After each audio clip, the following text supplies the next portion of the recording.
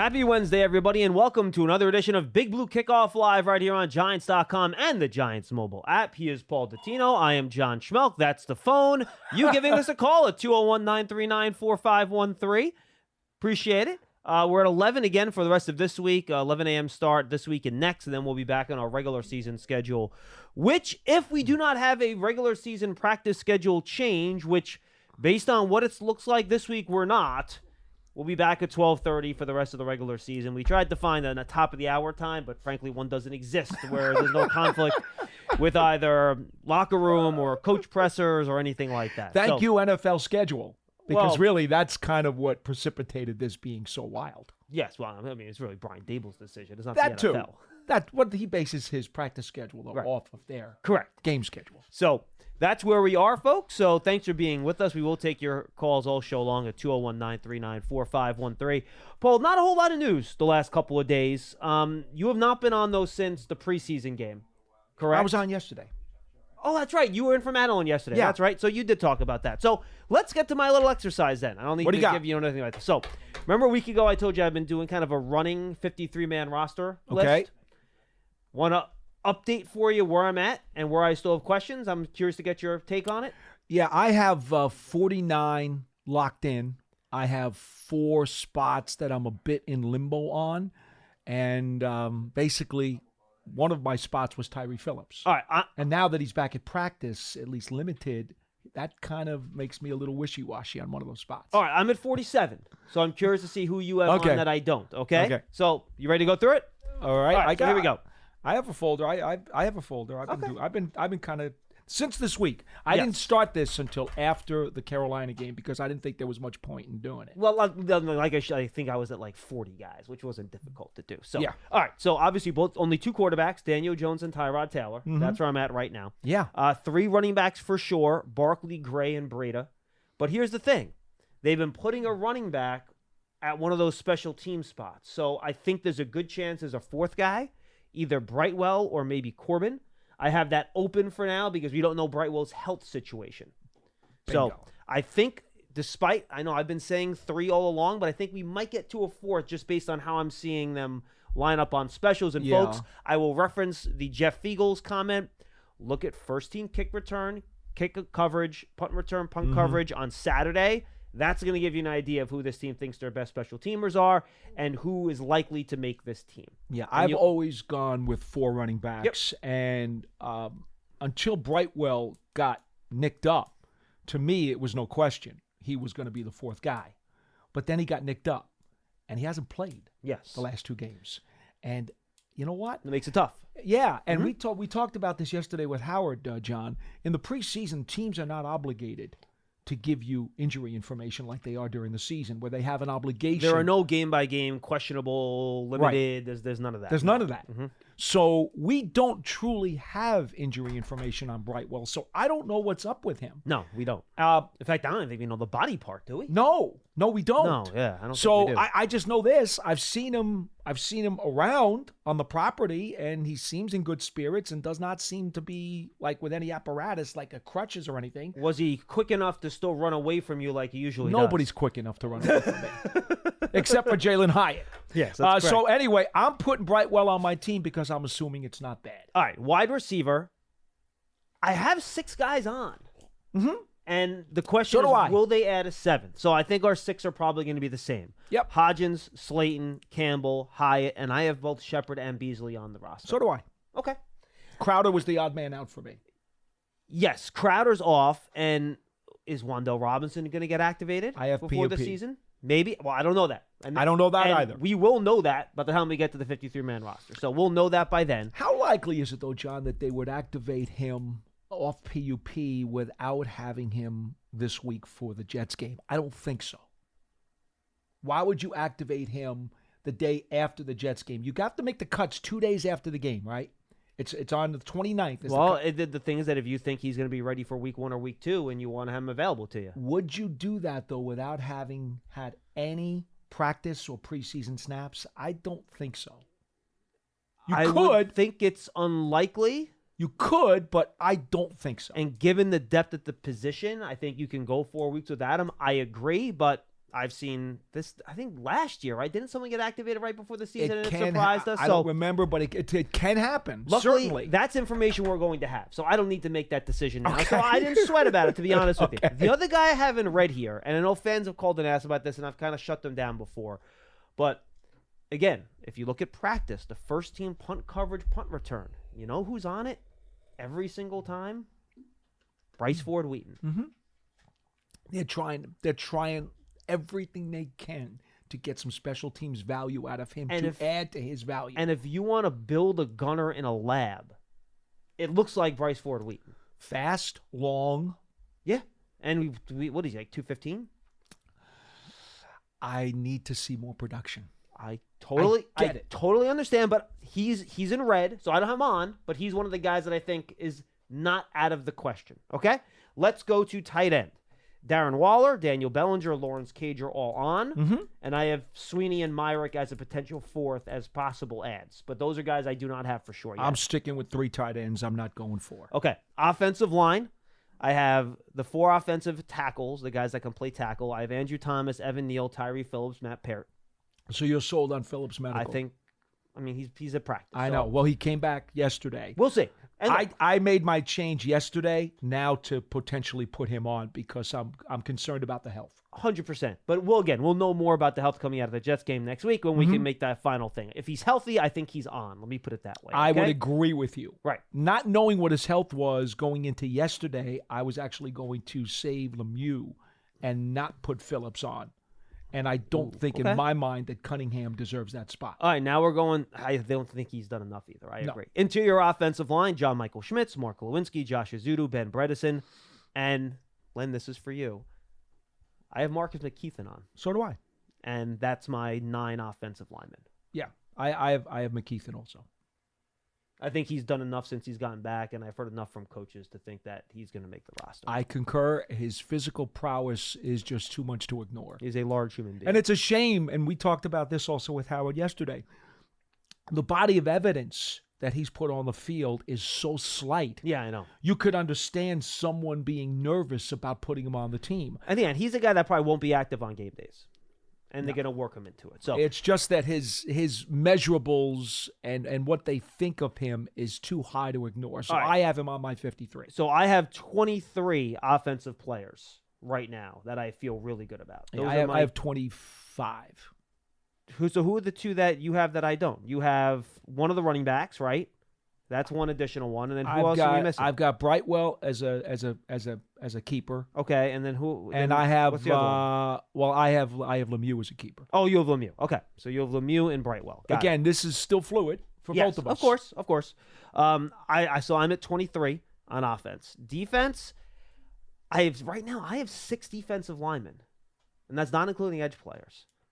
I have Dexter Lawrence, Leonard Williams, Nacho, Ashawn Robinson, Jordan Riley, and Ryder Anderson. Ryder, pending health, obviously, but I think if he's healthy, he's on. And I had DJ Davidson because of health issues. You know what? I have DJ Davidson in red. All right. I had Davidson making it as my 6th lineman until yesterday when Tyree Phillips then came back to partial practice. I was actually going to swap him out and possibly put Tyree Phillips in there. Interesting. As keep an extra lineman. Do you think they could keep 7 defensive? Because that to me is one of the things I've been thinking about. Because Papa and I had this conversation yesterday too, and he brought up DJ Davidson. And much like with McKeithen, he just hasn't had much of a body of work here. But they drafted him. I'm sure they like him because they drafted him. I know they do. But can they keep, for a team that, with them playing nickel all the time, Paul, you're only going to have 2 of these guys on the field for a lot of the time. Can you keep 7? The problem that I'm having is not just keeping the number of guys you're talking about, but it's that Ryder Anderson hasn't been able to get on the field either. Right. So how do you make a decision between 2 guys who haven't given you enough sample size? Well, maybe part of that decision is you just don't keep that slot, and you just decide to go with 1 less. That's possible. So that's where I'm at with defensive tackle. Edge players, Kayvon Thibodeau, Azeez Ojulari, Jahad Ward, Taman Fox. And then I have Zimenez and Tayshaun Bauer as the 2 guys that I have as my 5th, and I don't know which guy it is yet. You didn't mention Ward? Yeah, Jahad Ward's Oh, you on. did mention Ward. Thibodeau, Ojulari, Ward, Right. and Fox. Those are the 4 guys I have on for sure, and I think there could be a 5th. And I think it would probably be either Zimenez or Bauer would be my guess. I have Zimenez. Okay. Bauer had a pretty good game in the preseason game, so I'm curious to see how he plays this week. He did.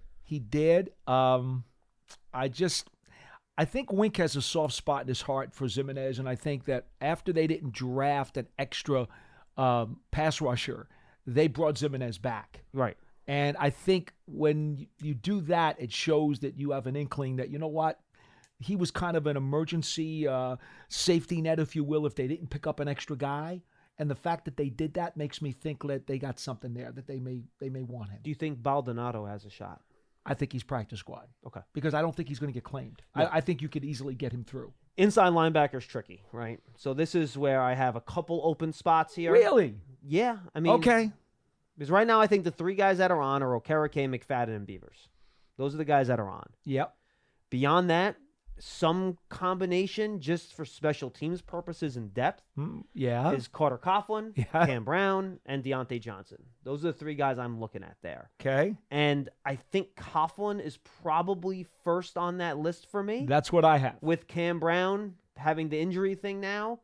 Coughlin, I think I went back, I watched it. I thought he did a pretty good job in that second preseason game, to be honest with you. So It's okay. I think Carter Coughlin's on, but would I write that in stone in my, from an opinion perspective? Maybe not quite yet. So that's kind of where, and I could see 2 of those 3 guys making it because, remember that's a core special team spot linebacker on kick coverage. Yes. Kick coverage. This is the most interesting dynamic for me. I have Carter Coughlin right now making it, but I have a circle around him, and I'll tell you why. Because I have Ray Wilborn, the guy who was picked up off waivers by the Broncos the other day. He is a special teams specialist. The Giants have not shown me enough on special teams coverage to make me very comfortable. There's a reason they picked up this guy from the Broncos. You don't do that in the middle of the preseason, putting in a waiver claim for a guy, unless you truly believe that he is going to enhance your special teams. Yeah, I hadn't even thought about him. That's a good point. You have to think about it. No, it's a good point. And I watched the game the other night. He was on specials. He got a handful of snaps. I don't know if that's because he didn't have a familiarity of what they were trying to do, or because maybe they just didn't think so much of the few days he was here. You're right, I don't know though. the answer to that. If you're claiming him this late in the preseason, You probably it's want him. probably a guy that you might want on your final. I believe, wasn't Keon Crossan a late ad like that a couple Keon years Crossan. ago? Yeah. I believe the other, Ebner. Yeah, Ebner, too, from the Patriots, when Joe Judge brought him down. This is what happens with this special teams guy. So I have a circle on Carter Coughlin for me as a potential odd man out if they think that Wilborn is a special teams ace. He gets the special teams category, which means I would keep 4 of them instead of only 3. Okay. That's where I'm iffy. Wilborn, you got to show me something big time against the Jets. If he balls out on specials against the Jets, you got to keep him. Cornerback, Adoree Jackson, Deontay Banks, Trey Hawkins, Cordell Flott, 4 guys that I have on for sure. Mm-hmm. And I had Nick McLeod on there last time we spoke, but he literally got injured the next day and hasn't practiced since. I have him on, but I don't know. But so I have him. If Is he's he hurt? healthy, I think he's on. But Definitely. until we know, Don't I don't know. Don't know. And then would they keep a 6th corner after that? Do you think? I don't have a 6 corner. Okay. Because for me, I'm keeping a chunk of safeties. Okay. Well, let's go to safety. I have 6 safeties. Whoa. All right. Well, I have McKinney, Belton, Pinnock, and McCain all on. Who are the other 2 guys you have on? Well, I consider McLeod a swing. So you have him at safety. So And he's 5. Okay. I that's consider fine. him a swing, I got and you. I have Owens. And you have Owens on. I have Owens. Owens right gives on you my special sheet. teams. He's actually done some things on specials, and I continue to harp on that, John. It's got to be a factor for me. I have to see him tackle better. I understand. He gets down there though. I've seen him beat blocks, but he needs to pick it up. Right now, I got him though. Okay. I have fewer guys on defense. I have 23 offense right now, only 21 defense. So I think there are some spots where you run on the defensive side of the ball, which also is going to impact by special teams as well. And then you have your 3 specialists, obviously. Now, the shocker for me is Riley. But the start of this preseason, Yeah, he's I did not have Riley. He's come on like gangbusters. He has. He's done a nice job. And I was talking to Howard yesterday. I said to him, who's been the biggest surprise of the preseason for you? And he immediately said Hawkins. And I understand that. That's fine. Although he had a good week before the preseason started. But Riley, to me, in the 2 preseason games, he's now got himself a spot. Yeah, he moves people. In the run game, he's very difficult to move, and he will move offensive linemen back. So anyway, does a nice job. Yeah. So there are, in my mind, I've got 4 slots on the back of the 53 that I think, in my mind, for me, I'm not predicting what coach is doing. For me, I got 4 spots in limbo, and I need to see this Jets preseason game to figure out what I'm going to do with those spots. I think the game's valuable to me. No, sure it is. Yeah, to get those last couple spots in, 100% agree. All right, 201-939-4513. Let's get to the calls. But first, make sure you go and subscribe to the Giants Huddle podcast, folks. You can find it on the Giants app, giants.com/podcast, your favorite podcast platform. Interviews, former and current Giants. R.W. McQuarters went up a couple days ago. Really fun interview. Make sure you check that out. Dan Hatman is going up today. He basically runs the scouting academy, so we just have your whole conversation about how you teach scouting and how you scout, which I think was a lot of fun. So make sure you go check that out, and we'll have 5 episodes a week starting the week leading up to that Dallas game. So make sure you stay tuned and check that out in the Giants Huddle podcast. And don't forget, folks, single game tickets are on sale now for the New York Football Giants, but inventory is slim. A couple games already sold out. Don't miss the Giants at MetLife Stadium. Go to giants.com/tickets to secure your seat. All right, let's go to the phones at 201-939-4513. Let's go to JJ in Arizona can lead us off there. Dom, JJ, what's going on? What's going on, gentlemen? Good morning. How you doing? We're good, dude. What's going on, man? Thanks for being on. Good. Thank you. My first-time caller. Been listening to you guys all summer. I Cool. Listen to you every day. Appreciate it. I want to talk about. Thank you. I wanted to talk about the wide receiver room and the O-line. First, with the receivers, I really think we're looking at 7 guys here. I think you have Slayton. You're going to have Shepard, Robinson, Paris Campbell, Isaiah Hodgins, Jalen, of course, and Cole Beasley. And what I think they're going to do, they're going to keep Wandale on PUP for the first 4 weeks of the season. And then I believe they're going to evaluate maybe borderline guys like Cole and Shep. We know what Cole has done in his career. We know what Shep has done in his career. You mean Crowder? Healthy. You mean Crowder? Or Cole Beasley? Cole Beasley. Oh, Cole Beasley. I and got you. Shep. Yeah, and with Cole Beasley, we know he's dealing with a leg injury right now. We don't know how severe that may be. Again, So we I just think don't know. Yeah, again, that's the problem. That's the problem. We just don't know. No, but you know what, JJ? I think where you're going with this is that Wandale, when he comes back, he's going to play that inside spot. So when he's back, then you're going to decide, well, who can help this team more, Beasley or Shepard? And by then, who knows? Maybe not all those guys are even going to be healthy at that point in the season either, which will make your decision easier. So I think you might be onto something there. Buying those 4 weeks can be very critical. Exactly, and I think what's going to happen, unfortunately, I think Cole's going to be odd man out, and we'll see. Hopefully, Shep stays healthy, and then I think they're going to go with Shep and Wandale in that slot. Now, as far as the offensive line, we don't have any worries with Andrew at left tackle. I don't think we're going to have any worries with Evan at right tackle. I actually believe Evan is going to take a bigger leap in his second year than AT did in his second year. I know coming out the draft, I looked at Evan Neal as the offensive version of what Aaron Donald is to the defensive line. I know that's an odd comparison, but I'm just looking at the size and his traits. I see he's going to be dominant for us at right tackle over his career. And I also see John Michael Schmidt is going to have an up-and-down rookie season. Now, we need to stop getting overwhelmed with the offensive line is getting brutally beat by the defensive line. We know what Dexter did last year. We know who Leonard Williams is. We knew coming into this camp that the defensive line was going to overwhelm the offensive line. But I do see us being way better than we were last year, and I do see us making strong improvement. And then I'll make my final point, take it off the air. Yep. I do think the Giants will go. Well, we will have 11 wins this year, and I do see us going deep into the playoffs. And thank you, gentlemen. I hope you guys have a great day. Hey, you too, JJ. You too. Thanks for calling in. Appreciate you joining the show and listening to us. I'll go with the offensive lines. I think we touched on the receiver part of this. Yeah. I don't disagree with what he said. I think we got to see Evan Neal make that type of jump that he talked about. I don't know if we've necessarily seen that jump in the limited practice we've seen from him so far. But again, we want to see him in games. I want to see more. I think he's been better But Better. do I see like an Andrew Thomas level Not player yet. where you never lose a rep? No, I do not see Not that yet. quite yet. So, but he's definitely better than he was in one-on-ones and stuff like that from when he was a rookie. I will say this though, and this is me trying to look ahead and prepare Giant fans mentally. The Giants will face literally in 2 out of the 3 first weeks, 2 of the 3 top pass rushes in the entire NFL. You're going to get Dallas in week 1, who has maybe the deepest set of edge rushers in football. I mean, when Dorrance Armstrong and Dante Fowler are your 3rd and 4th guys, and Dorrance Armstrong had 8.5 sacks last year, and Dante Fowler has been doing this in this league forever, right? It's a pretty darn good group of outside pass rushers. And then the 49ers are rolling in Nick Bosa and all those guys they have over there. I know. So I know. this offensive line, guys, they're going to be tested early. So I think it's good. often. We will get a nice little gauge of where they are. But there are going to be rough moments in weeks 1 and week 3. Now, week 2 against Arizona, they're not rolling out those type of guys who get a little break in the middle there. But against Dallas and San Francisco, Daniel Jones is going to get hit. He's going to get sacked. He's going to get chased. Now, but can you limit it to where it does not wreck the game?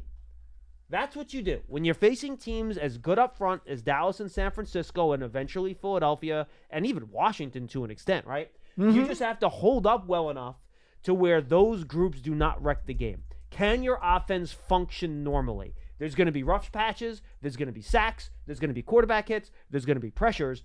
But can your offense function normally? Or does, at some point, Mike Kafka and Brian Daboll have to alter the way you call the game because you cannot protect? That's what you're looking for, at least in my opinion. And we had a Warren Sharp on the Huddle podcast, Paul. He said, look, the Giants face literally the toughest pass rush and pass defense schedule in football this year. So it's going to be challenged early. So don't freak out if in weeks 1 and week 3, Daniel Jones is on his back a decent amount because the opponents are really, really good. Hence why the Giants needed to improve the O-line, and they drafted a Schmitz. Hence why they drafted and traded for and signed, not traded, but signed better wide receivers. And, oh, by the way, why it was necessary for Saquon Barkley to come back. Because you got to be able to run the ball. So I'm going to equate this, and I think you will agree with me. Go back to 2020, opening day, Pittsburgh Steelers. Giants were hopeful that their offensive line was going to be better. But they opened up against the Steelers, which that particular season, they had about as ferocious, a nasty, as challenging a defensive front as the league put forth on the field. Hayward, Bud Dupree. Yeah. I'm trying to remember who the that other group edge of were. guys. Oh, then T.J. Watt, obviously. Hargrave was there on the defensive Hargrave front. was there, too, that year, too. Yeah. Right, I forgot about that. Yeah, they're pretty good, right? And we all said going in, opening night, Pittsburgh Steelers at home, this offensive line is going to meet Godzilla. And this is going to be one hell of a challenge. And don't freak, because they may get their butts whipped on the line of scrimmage against the Steelers. I see a very similar happenstance here. Dan Quinn is the other name that you got to throw in there. Oh, he's a really good coordinator. He's really good. Yeah, he's really good. And he's aggressive. And he loves to get after people. On those twists and stunts, like, if you don't think they're going to challenge John Michael Schmitz mentally early in this game, they're going to try to put his head in basically a washer dryer and put it in the spin cycle. And this is why Brian Daboll has had Wink Martindale give that O-line an absolute hellhole of a situation to navigate during training camp. This is why John Michael Schmitz, first rep, Dexter Lawrence, your turn. That's why. Because the Giants believe that Wink and his defensive front can be about as dangerous as anybody's. They really believe that. Sure. If they're healthy, if they're right. Especially with the way he dials up no pressure, question. for sure, yes. So that's why I believe it's important for this defensive line to try to kick some butt during camp, to give this offensive line at least a chance, John. And in fact, yesterday, when they had pads on at practice yesterday, I imagine they'll probably have pads on again today. At least they're planning to. We'll see if that happens. If they do have practice again tomorrow, that'll probably be a lighter shorts and shorts type of day. Yes. Normally when you're in pads, after you go through all the individual sessions and all that stuff, they'll do one-on-ones. Wide receivers and DBs will be on one side of the field, and O-line, D-line will be on the other. Well, they separated like normal yesterday. They went to the O-line, D-line, but they didn't do one-on-ones. No. All they did was two-man games, which means, ET, end tackle, or TE, tackle and twists, where you're doing movement, you're doing stunts to get movement on the offensive and defensive lines to try to get into these guys how you pass things off. And I would not be surprised if they don't have a mind on Dallas coming in week 1 to try to get ready for that. And Why not? And then for the last half dozen snaps, they ran 3-man games with the interior linemen. So you had 3 defensive linemen against 3 interior offensive linemen, and 2 guys in, 1 looper, 1 loops, 2 guys slant. And they were just doing all sorts of weird stuff to try to make sure this offensive line is communicating correctly so you're ready for that big challenge in week 1. It's going to be a baptism by fire when you consider that the Giants' starting 5 O-line, whatever it turns out to be, we know that the guy in the middle is new. Schmitz is a rookie. That's just a fact. He's going to make some mistakes, John. And by the way, that's also why I'm pretty sure Bredesen is going to be the starting left guard. I still am a Zudu guy, but it wouldn't shock me. It would not shock me. Bottom line is, Schmitz is the guy in the middle, though. And that's where Dan Quinn is going to focus his attention. He is going to try to mess up John Michael Schmitz's head as often as he possibly can. They'll stand up guys over the center. There's they'll no pull question. them back. They'll do the simulated pressures. Parsons is going to be dancing around like Chuck Berry. Yeah, and we'll see, too. Remember, he's not going to be much of a stand-up linebacker for them anymore. He's going to be pretty much a full-time edge player, but I would not be surprised if they're they saying. Moved him around. Yeah. And I also wouldn't be... In this game? And now, Yeah. look, if I were them, and I don't know what they're going to do, and if I'm the Giants, I hope they line him up against Andrew Thomas. But if I'm Dallas, do. I would put him on the either standing up, running around, or put him over the right tackle all game long and put the pressure on Evan Neal. Yeah. Though I would never put him against Andrew Thomas. There are too many other spots that he could try to exploit. Though, given how DeMarcus Lawrence did against Evan Neal last year, you probably want to set that matchup again a couple times as well. Yeah, I could understand that too. So, well, we'll Quinn's see. got options. He does. And they're very deep, like I said. I mean, you're going to have a point where you're going to have probably, the old Giants, like the Cowboys basically have their version of the old Giants NASCAR package. Yes. Where they have 4 defensive ends on the field on passing down. So, again, we'll get to more of that game as we go. But, again, that'll be a really good, fun challenge early. Well, we'll see how fun it is, but it'll be a good challenge early for the Giants offensive line against one of the best pass rushes. They ran more stunts and twists than any other defense last year. It's all movement to our point. So it'll be a lot of fun to see. I'd like to see the Jets actually, and I don't know what their plans are. I haven't heard anything else other than Aaron Rodgers is going to play. Well, on Hard Knocks last night, Robert Saleh told Quinnen Williams and Garrett Wilson during the last preseason game on the sideline that everyone will be suited up. That was his quote, suited up for the final preseason game. Does that mean they're playing? Probably not. I don't know. But if Aaron Rodgers is playing... I would love to see the Jets' defensive front start and play for a quarter. Yeah, because their front's almost as good as Dallas's. It's fantastic. It's a very good front. It's a really good front. So I would like Might to be see better. the Giants' O-line get a taste of that 100%. before they play the Cowboys. But at least they have been seeing guys like Leonard Williams and Dexter Lawrence and stuff all practice. Yes, they have. Which should get them ready because those 2 sets of tackles, frankly, are better than what Dallas has. Williams and Lawrence. Dallas is better on the edge. Giants are better in the middle. Correct. For sure.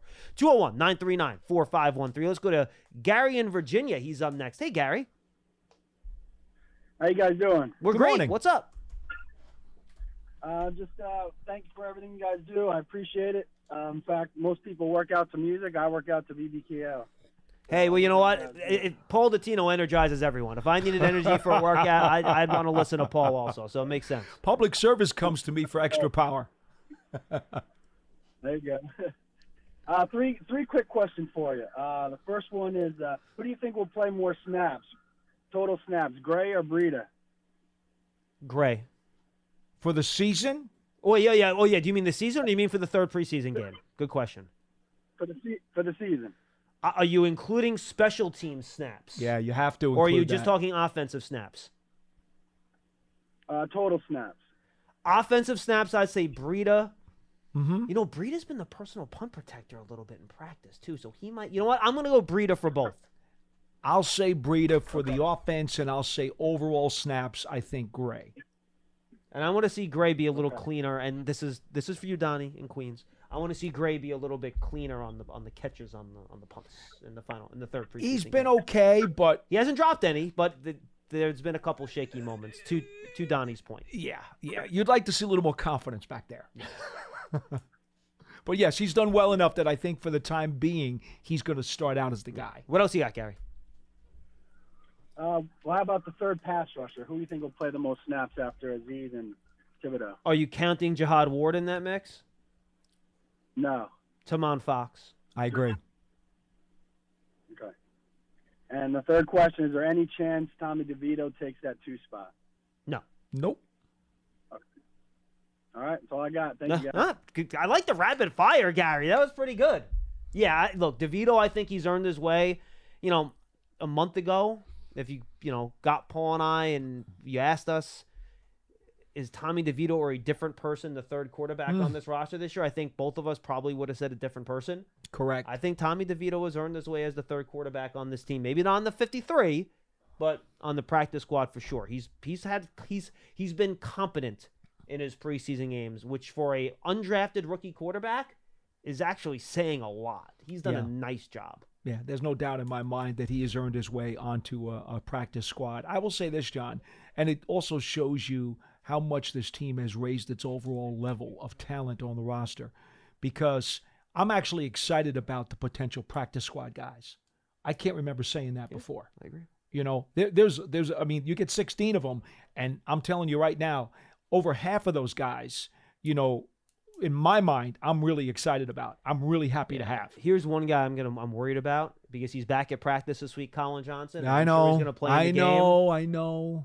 We got to keep him quiet in the game. Because if he blows up and has a big game, that's a guy you could lose if you try to put him on the practice squad. I'm hoping that his limited resume, then the injury that he suffered last year, and then getting dinged up with the knee a week ago, I'm hoping that might scare some people off. So that's why they can keep him in the building. You can't have him catching a million passes. No. He does a Victor Cruz and gets 3 touchdowns against the Jets. Finished. He's gone. We're finished. He's gone. Same thing with Bryce Ford Wheaton. No. He does that. Then you'll have no chance of getting him through, and you'll have to keep him if you want him. 201-939-4513. 201-939-4513. Hey, Giant fans, take your fandom to the next level with a season ticket membership. Stay connected to the club all year round, not just on game days. Memberships are available for 2023. To learn more about all the exclusive member benefits, visit giants.com/tickets. Limited inventory is available. And don't forget to go download Giants TV, the Giants official connected streaming app. It brings original video content and game highlights on demand and direct to Big Blue fans. Giants TV is free on Apple TV, Roku, Amazon Fire TV, and the Giants mobile app. 201-939-4513. Let's go back to the phone and say what up to Jonathan in Westchester. New names today. I like that. Jonathan, what's going on, man? I'm very excited about that. What's going on, pal? Hey, guys. How are you? First Good. time I've called in a little while. Great. So I wanted to talk today about the importance of special teams coverage and then ask you both a question. Sure. So you were talking today about Ford Wheaton being converted to a special teams gunner, and I heard, Paul, yesterday you were talking about how the Giants probably don't have a top-notch special teams gunner like Keon Crossan or from the 1990 Super Bowl team, Raina Thompson. Or even David Tyree in the 2000s, right? Devin Thomas. Right. The list goes on and Yeah. on. Look, the best guy coming back from last year's special teams squad is Nick McLeod, and he's hurt. Yeah, that's right. Mm-hmm. And it can make or break a season. I mean, 2011, I think it was the NFC Championship game, right, where where Jaquan Williams forced a fumble on a return, and the Giants. Devin Thomas and Jaquan Williams came up big. Well, one wasn't forced. One was just a muff. I got you. Yes. Mm-hmm. It's Yeah, all right. and no need for me to mention the times that it broke a season for us. But Yeah. it's interesting. If you watch the draft coverage on TV or read the draft books, there's no category for special teams gunners. For example, when you look at Mel Kiper's best at each position, there's no special teams gunner category. Well, Jonathan, do you know why? Why is that? Because all the guys that can convert it to gunner in the NFL did not play gunner in college because they were all like the best wide receivers or cornerbacks on their team. Correct. So the guy is, the guys you want at those spots have to be great athletes, right? You want to be big and fast and long. And the problem you have is that when you're that big and fast and long, you're going to be one of the best players in your college football team. So in college, they're not going to have you play gunner because you're their best corner or best safety or best wide receiver or whatever position you play. So that's why it's hard to draft guys based on that sort of stuff out of college, because usually the guys on specials in college when they come out are not good enough to make NFL teams. It's the best college players that still aren't good enough to play offense or defense in the NFL, but you can convert them to specials, are the guys that generally end up becoming gunners and hold-up players and stuff like that. Then the added factor is you've got to be incredibly fearless and love to get hit. There's a mentality to playing special teams. So some of those star players in college, when they get to the NFL, even if they try them at specials, they can't do it. Going up against that vice is not fun. It's a special kind of guy who really wants to be able to play special teams in this league. Mm-hmm. And I think it was Howard who was talking about how, to make a career, because guys will start. I think it was Terrell Davis. Didn't he make the Broncos because of a huge hit on special teams? And, we all know what happened after that. So I believe Rashad Jennings, who later wound up with the Giants. This guy was not supposed to be an NFL player, and he made it on special teams originally too. Chase Blackburn, same way, right? Chase Blackburn, terrific linebacker here, but yes, special teams is what made it all happen for him. Picking off Tom Brady in the Super Bowl, you win a damn Super Bowl. No, I mean, look, there's a slew of guys over the course of the years who have made their way into league on specials and then become regular players too. Mm-hmm. But the point is, it is a mentality. You can't just say, oh, you have physical traits, you can do it. There's a mentality to it. Yes, I guess my question then is, and maybe I'd be interested to hear what the draft experts that you have on think of this too, whether maybe they could create, a gunner category where, you turn on NFL Network and you see, tight ends 1 through 10, and then you see gunners 1 through 10. And maybe that would encourage guys to work on specials coverage in college, to improve their draft status. Jonathan, I will ask. Draft season, by the way, is launching this week for the people that like that sort of stuff. It's launching tomorrow. We'll be on every week this year during the season, keeping up with college football, so that's going to be fun. And I will make sure, Jonathan, I'll go out of my way when we have Dane Brugler on at some point in September. I will ask him if he's and in his Beast book, he does everything. He does not have a gunner category. I will ask him. He doesn't. That's interesting. I will ask him if he's thought about doing a gunner category just for you. Yeah, and he's got a heck of a book. Thank you, Jonathan. I appreciate it, man. Good stuff, dude. Thank you, guys. Appreciate you calling in, man. Nice to hear from you. We're getting close to the regular season. We're getting more of our in-season callers. There's a little bit more of a variety now. I like that. Not that I don't love you off-season guys or regulars. We love you. You're great. But I like getting some different people in the mix, like Mike at Albany. He's up next. Mike, what's going on, man? How you doing? Yes, good morning, guys. Doing well. Good job.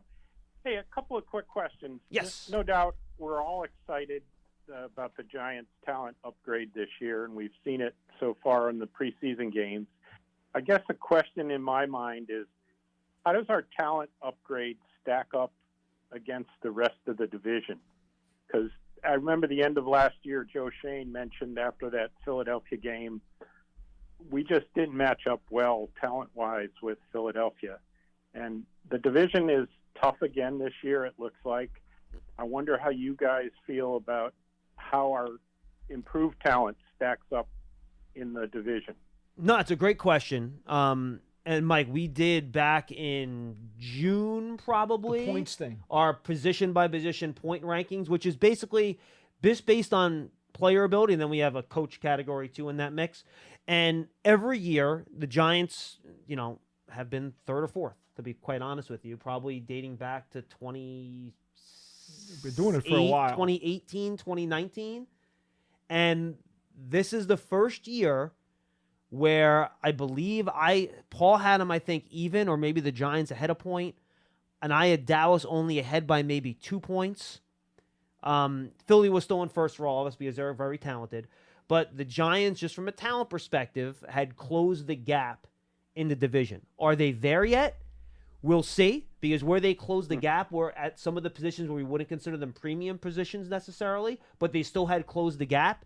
And the fact that they had gotten that close, and quite frankly, it's because of guys like Dexter Lawrence emerging, guys like Andrew Thomas emerging, Daniel Jones taking an extra step and getting better. Andrew Thomas. Yep, and those are the guys that really have closed the gap. So, and I think I said this on Monday's show. I hate the fact that we got to see the Giants play the Cowboys in week 1. I hate it whenever they schedule it. I hate it every year. I want to see these teams play in October or November for the first time when they kind of settle in and we know what the rosters look like. Yeah. Because weird things happen in week 1 every year. There are strange upsets. Some teams are more ready to play than others. And you can't really get a sense of, if the Cowboys win by 20 or the Giants win by 20, do you know what I'm going to say after the game? Well, it's week 1. Strange things happen in week 1, and you can't get a good feel for it. I know. But this will be a really good test for the Giants to see how much they've closed the gap here. Because last year they lost both games to Dallas, one of which Dak Prescott didn't even start in. And they weren't particularly close. Like, you never really felt like the Giants were going to win either one of those games. So I'd really like to see just the feel when you watch the game that the two teams are matched up much more evenly from a talent perspective. And I think that's what we're going to see. But, yes, the Giants have closed the gap, but now they have to show it on the field that they're in the class of Dallas and Philadelphia. The real answer to your question about Philly, because we all agree Philly's number 1. Mm-hmm. We all agree. I don't think anybody else would dispute that. They might be number 1 in the NFL, let alone the NFC East. They're clearly, I think, number 1 in the conference, to be honest with you. Oh, yeah, that's for sure. The AFC, you get into other teams that are really good, but the conference, absolutely. Clearly number 1 in the conference. Yeah. So here's the problem. It's going to really come down to attrition. If you're the Giants and you're trying to figure out how close you are to Philadelphia, it's going to have to come down to attrition because you don't play them until the final 3 weeks of the regular season. Mm-hmm. And nobody knows. When do you get Dallas the second time? What is that? First week of December, November? What is it? It's right after the midway point, I think. got it right here. I forget the date. Let me see. It's right after the midway point, though. Isn't it like game 12 or 13? I got it right here. Week 10, November 12th. It's 10. Okay. So my point is... So I think that'll be a really telling game. Well, and yet the Giants don't have their bye till after that. 2 weeks after that. Okay. Yeah, they play Washington and New England after that game. So the truth is, the attrition factor is going to probably be a warping type of perception on whatever you think the Giants and Eagles are going to be, because by the time they play Philly, with 3 weeks left in the regular season, that game, in theory, should still mean a lot. We don't know if the final game will. Like last year, Philadelphia knew they had things clinched up, and okay, so now it wasn't quite the same. That could happen again this season.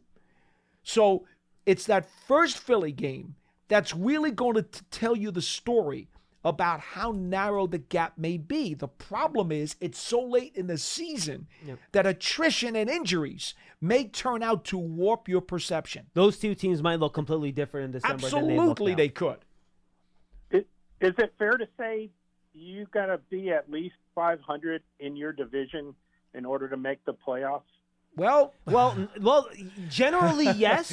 Last season, the Giants went 1-4-1 to make the playoffs. Yeah, exactly. But here's the thing, Mike. The only reason they were able to do that is because they went 4-0 against the AFC South. Right. And that's right. And they ain't going 4-0 against the AFC East this year. Unlikely. It'd be very, very unlikely. AFC East is the second best division, maybe the best division in football. I think the AFC and NFC East, and by the way, they are the two best. The AFC Central's not bad either. No, it's not. It's not. Those to me are the three best divisions you're looking at. There isn't an easy game in any of those three divisions, Mike. So to this year, your point is correct.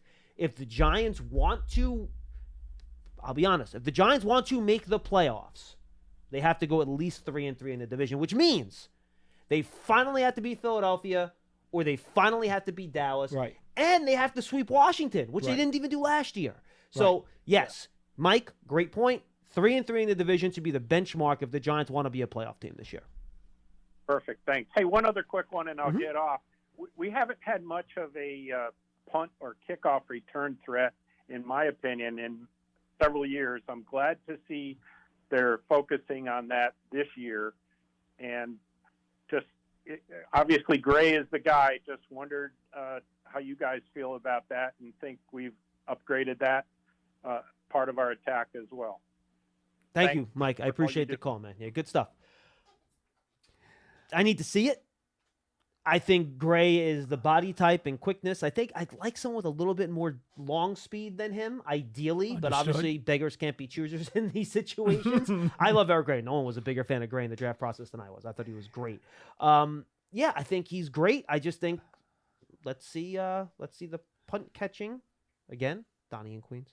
Let's see the punt catching take a little step up. Yeah, I think I'm jaded from the old Parcells thinking of, hey, McConkey, just catch the ball.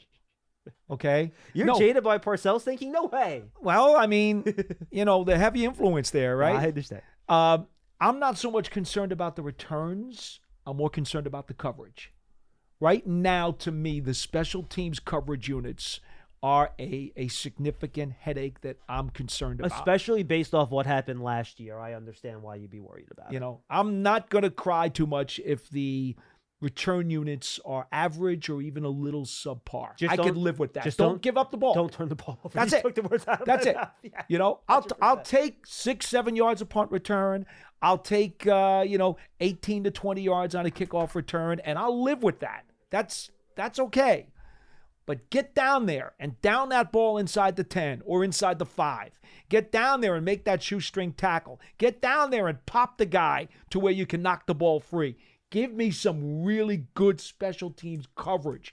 That right now is more important to me than the returns. How about you don't give up a return touchdown this year? Yeah, that'd be nice. That'd be a good start. I'm with you. And frankly, look, I'll be honest with you.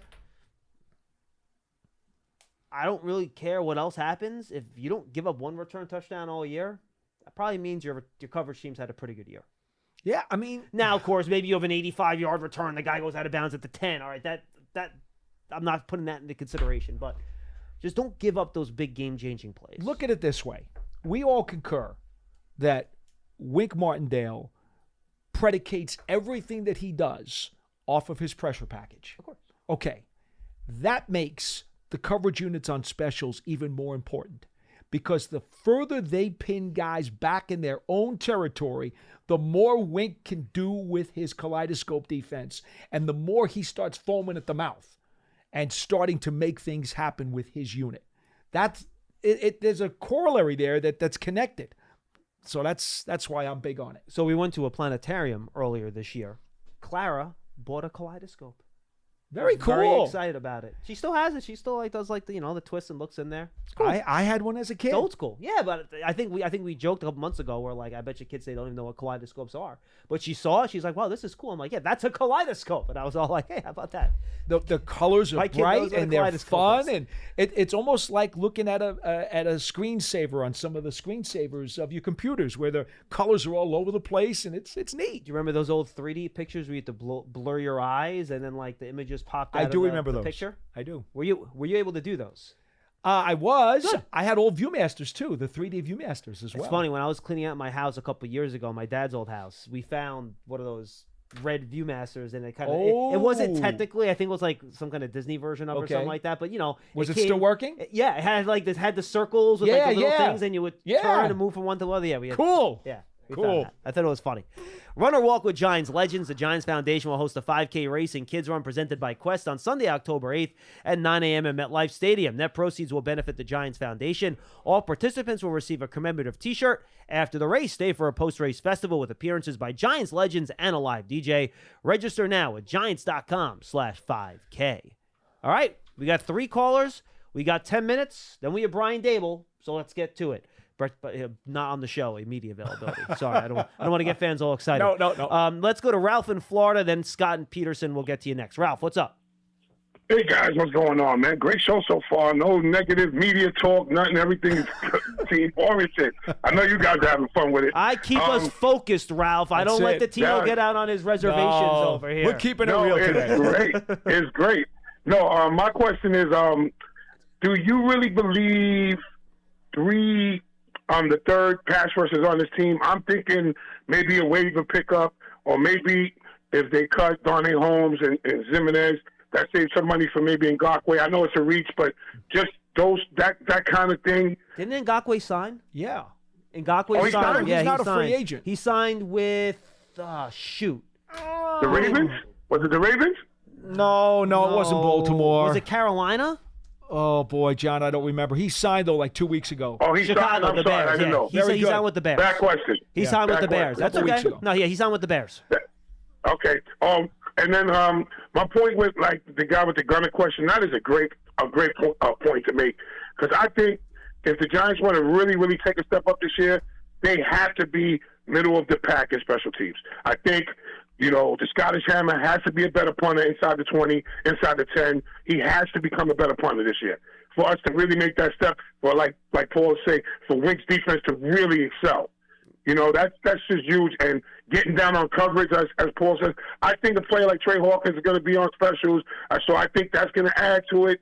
So I'm just excited for the season, guys, and you guys keep doing a great job. I love calling your show. Thank you, Ralph. And to your point, Jamie Gillen, when he was on the Giants Huddle podcast back in July, he basically said, look, if I'm like punting from inside the 50 or on the 50-yard line, Thomas McGahee wants me to put the ball between the 8 and 10-yard line. So if you see a punt, folks, and the guy's catching it between like the 7 and the 10, Jamie Gillen put it exactly where you're supposed to put it. Mm-hmm. That's where you want it. If it's bouncing at like the 4, no. If it's being caught at the 15, no. Right. If it's in that 7, 8, he said 8 to 10, I'll give him a little leeway. 7 to 11-yard range, that means he's doing the job that the coaches want him to do. Yeah, what you can't do is what he did in Detroit a couple of weeks ago when he outkicked his coverage and boomed 166 yards. Yeah, and he had a touchback late against the Panthers when he put the ball in the end zone. He did. I mean, and consistency has been an issue. And he's been working on directional stuff and touch and things like that. So when he first got here, by the way, after they signed him from the Browns, I did not think he was very consistent at all. In fact, I thought inconsistency was his best consistency. He got better over the course of that first training camp with the Giants, but he still needs to improve it. There's polish to be gained here with him, and I hope he can finally get it down because he could be a weapon. Well, remember, he is the Scottish Hammer. He's not the Scottish Scalpel. So, Operation. Remember that game? Of course I remember Operation. So, you know what? I think that's what we got to do. If he starts putting all his kicks, punts between the 8 and the 10, we got to rename him the Scottish Scalpel. Okay. I'm good with that. Dom, are you good with that, Scottish Scalpel? You're good? All right, cool. I like that too. I just came up with that now. Let's go to Peterson in Pennsylvania. He's up next. Hey, Peterson, what's going on? Hey, guys. It's Peterson from Star PA. What's up, man? What do you got? First time caller. Oh, thank you for calling in, and thank you for listening. We call again. It. You guys are the best. You guys, I know more knowledge about the NFC East teams than my other friends that are fans of those teams. It's crazy. But I have a question about, I don't know if you answered this, about the Jets. The Jets game, are we going to see any starters on offense? Peterson, we did not touch on that. Based on look, Brian Dable probably will not tell us anything about who's playing until Saturday morning. Stay tuned to the WFN pregame show at 5 p.m. on Saturday, and we'll have that for you. But my guess is that you're probably not going to see any, if all, probably none of the starters on Saturday. I kind of agree with you, John. I quite honestly wouldn't mind seeing a few snaps. I think there are a couple guys who could use them. And maybe some of the guys like an Evan Neal, who was only playing in one game, might. But for the most part, Peterson, I would not expect Giant starters to play. Jet starters, you might see some of them out there. Yeah, we don't know. But I will say this: I get it. I may not necessarily like it, but I do understand because of the business of the league and how things go. It's very risky for coaches to do that. It may be smarter. One injury can end. The wrong injury can end your season. That's the problem. Like if Andrew Thomas gets hurt, I don't want to be hyperbolic, but you're not catching Philly or Dallas if Andrew Thomas is out for the year. You're just not. No. Dexter Lawrence out for the year. Guess what? It ruins your season. Yeah. So there's a lot of risk involved, and I can't blame a coach for being timid about it. Yeah. I just can't. And that's also, I'm sure, an organizational decision too. That's made up and down. Yeah, it makes sense. Now, my other question is, after seeing what we're doing on offense, the offensive line is looking good to me. Defense is looking good. I'm sure they're not all together right now. I think my biggest question, I don't know what other fans, but our special teams, that it just, we didn't improve from last year. It just seems like we're out punting the coverage or the coverage just can't get there. Well, I think what we need to see in this Jets game, and this may be an area, John, where you will kind of see pseudo starters. not starters on offense and defense, but we may see. Oh, you will see the first team special teams unit. That's what I'm talking about. 100% you'll see them, yes. That's the one unit where I think you may actually see the guys who they think should be the 11. Agreed. Yeah, Now, offense, I think offense. I think after seeing that one series, sure, it's one series, but defense looks solid. Now it's just the special team scares me. It really does. I don't blame you. Thank you, Peterson. Appreciate the call, man. And quite honestly, that could also be the area where they are most apt to pick up a late guy after the 53. Yeah. If suddenly somebody's demon comes free for whatever reason, that could be an add-on, and they're going to have to sacrifice somebody else to do it.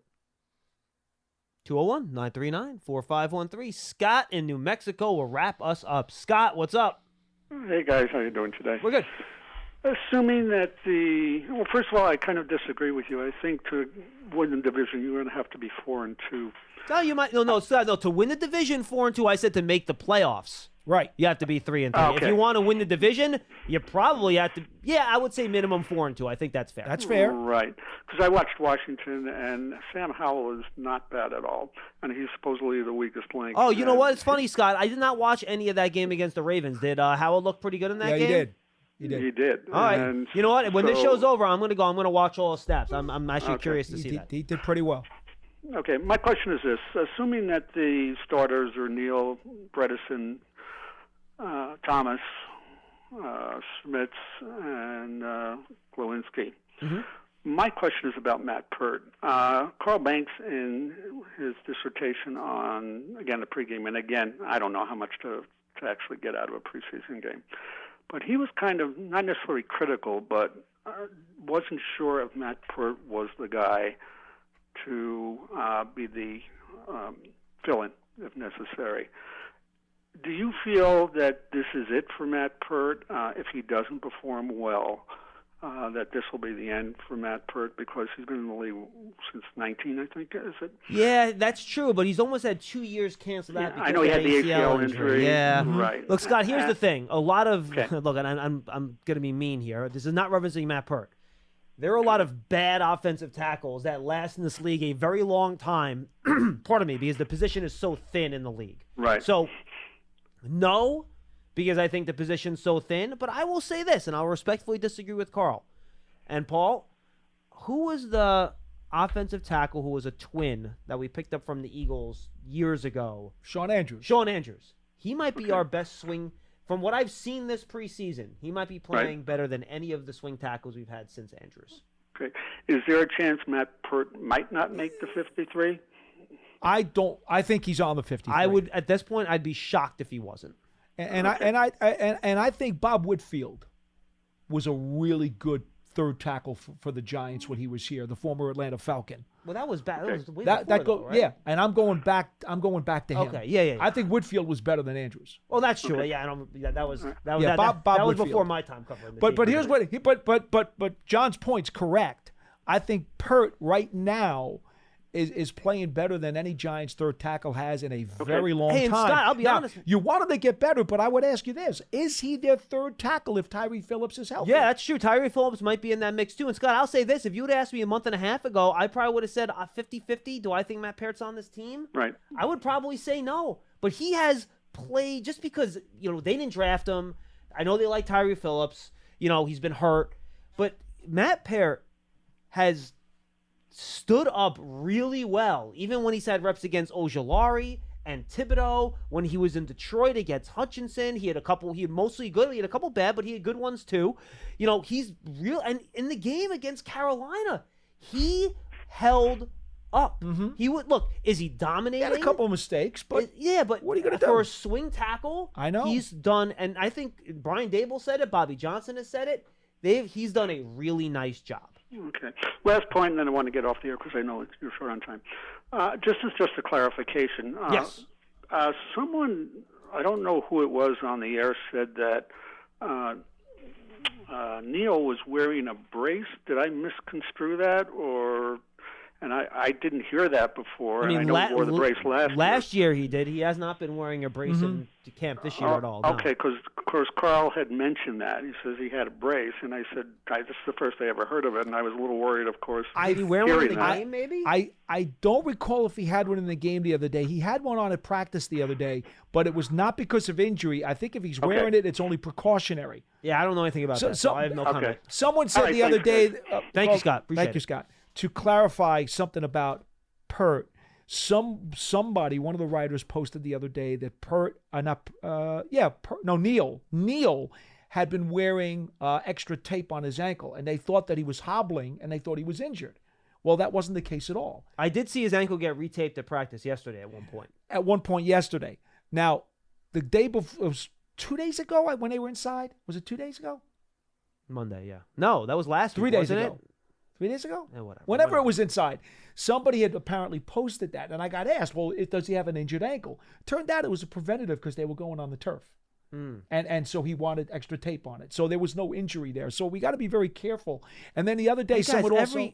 guys have taped up ankles all the time, all the and they're 100% healthy. For all I know, he's like, this tape job feels uncomfortable. I want you to redo it. So they redid the tape job. I wouldn't. And then some guys will wear a brace because they're trying it out. And other guys will do it as a preventative. Hell, do you remember when Joe Judge was here? The entire offensive line was forced to wear braces. A lot of college teams are too. Almost, like 75% of them do. So now, the other day, someone messaged me and asked me about Thibodeau wears a brace on his elbow, as you know. Mm-hmm. So I didn't know if there was any history there. So I asked him yesterday. I said, Kayvon, let me ask you about the brace that you're wearing. He goes, yeah. I said, have you had an injury history with your elbow? He goes, no. I said, so it's preventative. He goes, yeah. I said, well, you wore it at Oregon. He goes, well, I'll tell you why. Most of the time, I'm rushing from the right edge of the defense. So I wear the brace on my left elbow because that's my inside arm. Yeah. And he said, so I just wear it for preventative, for precautionary reasons. I said, well, thank you very much. I mean... Now, Leonard wears it because he has a history with that elbow. That's different. He has an injury history there. Correct. Right. So sometimes it is, sometimes it isn't. Don't panic just because you may see a picture with a guy using extra tape or a brace. So... That's all. My favorite elbow brace story, I think Tyron Smith years ago hurt his elbow doing something, right? They couldn't find an elbow brace to fit him, so he had to wear a knee brace on his arm because they did not make elbow braces big enough for his arm. So he had to wear a leg brace on his gigantic human-sized arm. Yes. Which I thought was hilarious. The tree trunk that he had. Oh, my gosh. His career this might be the final year for him, finally. Thank goodness you don't have to see him anymore. He isn't the player he used to be, but still. I have felt that way about a lot of Cowboys over the years. All right.